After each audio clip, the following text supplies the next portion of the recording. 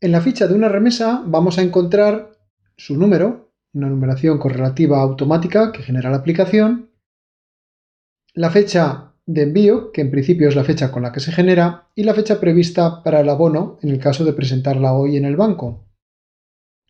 El tipo de documento lo asume automáticamente de los vencimientos que incluimos en esta remesa. El programa no permite remesar en la misma remesa vencimientos de diferente tipo. Es decir, sí podemos hacer una remesa de recibos y otra remesa, por ejemplo, de pagarés, pero no podemos mezclarlos dentro de la misma remesa. Tampoco podemos mezclar vencimientos que sean de diferentes normativas. Es decir, que podemos remesar recibos de normativa B2B en una remesa y si queremos remesar recibos de una normativa, por ejemplo, Core, pues haríamos otra remesa diferente, pero no mezclarlos en la misma. Y por último está el banco por el que se envía la remesa. En este caso es la cuenta auxiliar del banco la que queda asignada a la remesa. Este check de abonada se va a calcular automáticamente cuando todos los vencimientos estén abonados. O también podemos marcarlo nosotros manualmente si en un momento dado queremos hacerlo. Y el check que sí tenemos que marcar nosotros manualmente es si queremos indicar que esta remesa es al descuento. Al igual que veíamos en el menú, aquí hay dos columnas que indican si alguno de estos vencimientos tiene un error de mandato caducado o un error de plazo de presentación superado. Además, la columna primera lo que nos indica es que es la primera vez que remesamos un vencimiento de este cliente en este banco. Esto lo hace automáticamente el programa y lo controla para generar el fichero y que sea válido para el banco, ya que tendremos que especificarle en el fichero que se envía al banco que es la primera vez que trabajamos con ese cliente, ya que en ese caso es importante introducir los datos del mandato correspondientes a ese cliente. Una vez que tenemos ya los vencimientos en la remesa, tenemos aquí el total de la remesa y debajo los 5 botones que nos van a permitir hacer diferentes acciones. Por ejemplo, si nos hemos equivocado, podríamos seleccionar uno o varios vencimientos y quitarlos de la remesa. También podemos imprimir la remesa y se nos genera un documento con ese detalle que es muy similar a lo que estamos viendo en pantalla, con los vencimientos que se remesan. Y los más importantes son las operaciones que podemos realizar. Por ejemplo, si queremos abonar al descuento vencimientos, podremos hacerlo en aquellos vencimientos que todavía no estén vencidos, porque si ya están vencidos, lo lógico es abonarlos directamente en lo que sería gestión de cobro, abonar al cobro. Entonces, si yo intento abonar al cobro algo que todavía no está vencido, me avisa el programa de que ha seleccionado vencimientos a abonar al cobro cuya fecha de vencimiento es mayor que la fecha de abono. Y lo contrario, voy a decir que no deseo continuar.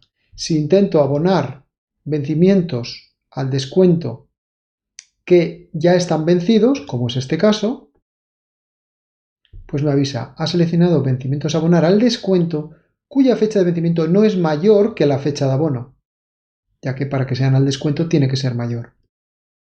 Entonces, lo que vamos a hacer es estos dos, que son vencimientos que ya están vencidos, los vamos a abonar normalmente. Cuando abonamos nos aparece un formulario en el que aparece una fecha en la que especificaremos la fecha de abono que el banco ha realizado, es decir, el día que el banco nos ha ingresado ese dinero en cuenta, y a nivel de gastos podemos especificarle qué gastos ha habido que el banco nos aplique. Pues puede ser lo que comentábamos, las gestiones bancarias de estos dos recibos que se han gestionado al cobro. Entonces esos importes podríamos indicarlos como bases imponibles, nos calcularía el IVA e incluso si hay una factura del banco, pues aquí podríamos especificar el número de factura. Y una vez que hemos metido esa información, aceptamos y se genera automáticamente el asiento en base a la plantilla de abono en gestión de cobro que tenga el tipo de documento recibo. En este caso, bueno, pues es un asiento muy completo que contabiliza tanto el abono inicial de los vencimientos como esa factura que nos cobra el banco, metiendo los servicios bancarios, el IVA de esa factura y los descuenta del banco. De la misma forma, tenemos ahora la posibilidad de, estos dos ya están cobrados, como vemos, y si entramos en ellos en operaciones de cobro veríamos que se generaron por desglose, se remesaron y ya se cobraron. Y si vamos a los otros dos vencimientos, podemos decir que los abonamos al descuento. Podemos cambiarle la fecha de abono. Lo importante es que esta fecha sea inferior siempre a las fechas de vencimiento y que, igual que hicimos antes, podemos meterle gastos que pueden ser con diferentes regímenes de IVA. Especificamos el número de factura y al aceptar se genera lógicamente el asiento del abono de esos vencimientos. Vemos que es bastante largo el asiento porque va vencimiento a vencimiento. En este caso, el asiento que tiene especificada la plantilla del recibo para abono al descuento, pues es así, va pasando el saldo de cada vencimiento a una cuenta específica de efecto girado al banco, luego hace el cobro. Este cobro lo pasa a la cuenta de riesgo porque hasta que no llegue este vencimiento realmente no podemos asegurar que esos cobros los va a poder realizar el banco, es decir, el cliente tiene todavía tiempo para, digamos, no pagar, impagar esos importes. Y por último está lo que es la factura de los gastos y comisiones que el banco nos realizaría, ¿no? Pues con esto tendríamos el asiento ya generado, tanto los asientos del cobro como los asientos de abono al descuento, pero supongamos que en un momento dado llega la fecha de este primer vencimiento y el cliente no lo paga, lo devuelve. En ese caso yo puedo marcarlo y usar la opción de impagar. Diría en el momento que lo impaga, que podría ser por ejemplo pues el 30 del 10 o el 2 del 11, y también un impago suele tener lógicamente unos gastos, etc.